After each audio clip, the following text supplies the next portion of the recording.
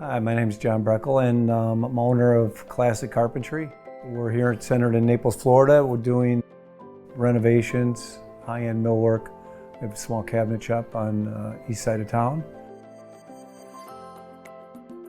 My heart was in restoring things, right? Bringing things back to life. People are looking for something unusual, something unique, something that nobody else has.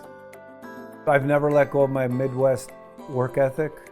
Our clients know exactly what they're going to get when one of our trucks pulls up.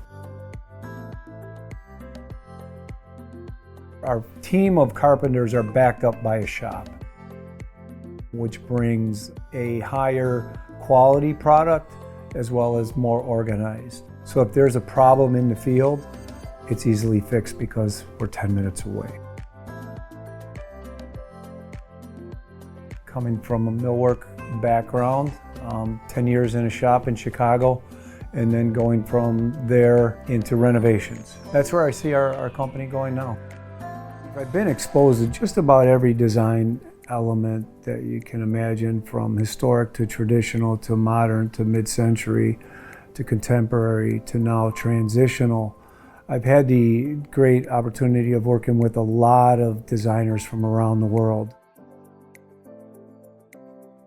It would be all finished carpentry at all levels, from a whole house millwork package if you want us to come in and just do all of the trim in the house, the doors, the casing, the crown moldings, the ceilings, we could do that.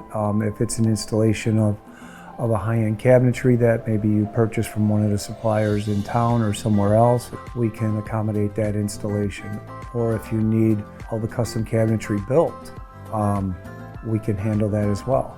So anything from a finished carpentry, fine millwork standpoint, that's what we focus on. Our process really is tailored to the client. Sometimes the client knows exactly what they want. Sometimes they don't know what they want.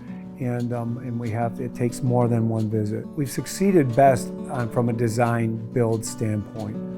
Most of our successful projects were started at somebody's kitchen table with a sketch pad, trying to figure out what the client's wants and needs were, putting them into some sort of a drafted form, and then establishing a budget for that.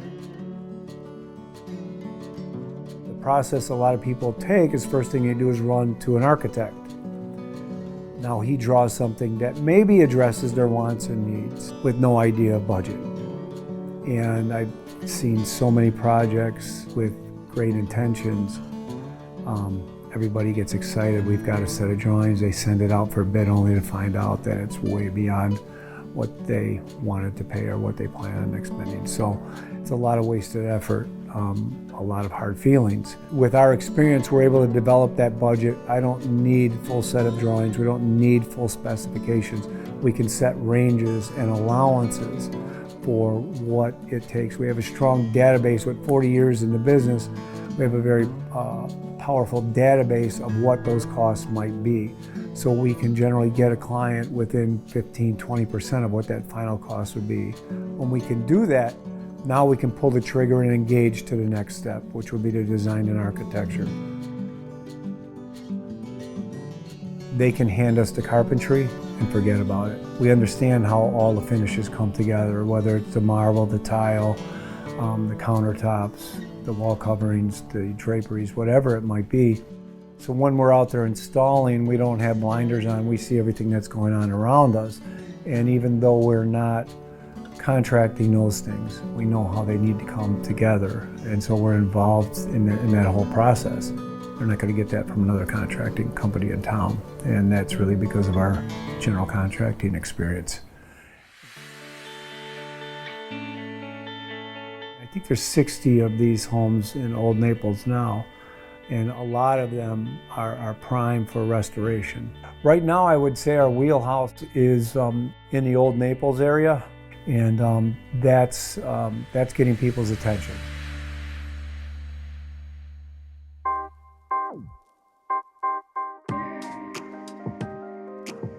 What we did was we removed the entire first floor system of the house, shored up the second floor, and we found a reclaimed white oak floor system that we put in.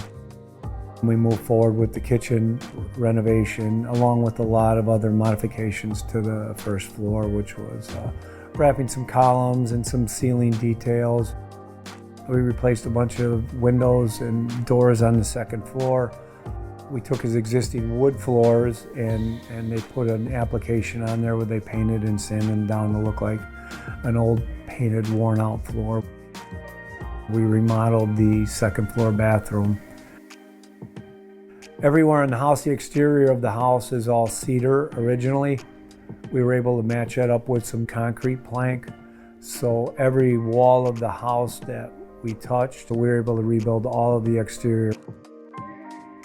Along with that came with rebuilding of the decks. It's got this unique railing system, which on the front porch, back porch, and the second floor, which was 2x4s, and it was all rotted. We were able to resource some PVC products from Versatech. So we were able to rebuild all of the exterior railing systems from PVC. Yet if you look at them today, they look like painted 2x4s, but it's virtually indestructible. That's really what got the attention of a number of neighbors because they seen that we could do this without wood. So the screen porch went on this past year where we ripped out the old porch. Along with the screen porch, we did the conversion of the carport into what we call a she shed now. It came out really nice. We ground the concrete down, put some cabinetry in there and some storage solutions for them, and an old-fashioned laundry tub, and built her a potting bench because, as you can see, she does a lot of planning.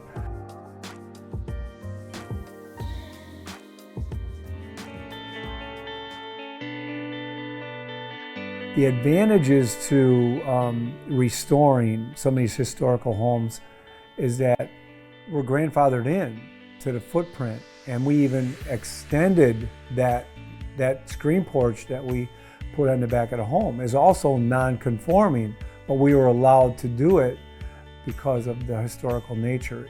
If this house was torn down and we went by the city standards, it would be a third of this size because we have a front setback, a side setback, and a rear setback.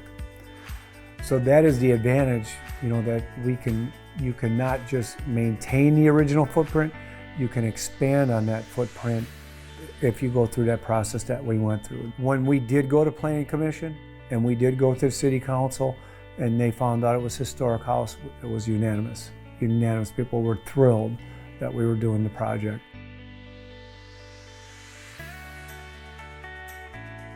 So if you're considering purchasing or restoring a historical structure in the city of Naples, I'd strongly recommend that you go to the Historical Society and see Elaine Reed, the director there. She can steer you in the right direction. That is their job, that is their vision, that's their passion, is to restore these old homes.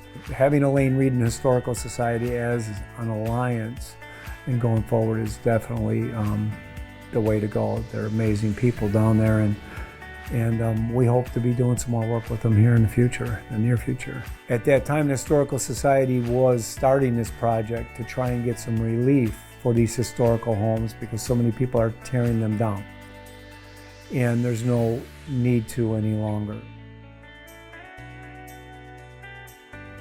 Putting the right team together is important. It's the most important thing. Going to the Historical Society for clear direction, then getting the right team, whether it's the contractor, the architect, designer, that are familiar with these old homes is the key.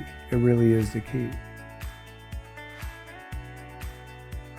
That feeling that comes from taking something old and bringing it back to life. This project here was a perfect example. Steve was sitting on his back porch that was constructed and called me and just called me to thank me. He just said, we had a vision and you made it come true. And there's no other job I think that you could get that, right, from other than doing the renovations. I don't know that there's too many cottages in Naples that look quite like this.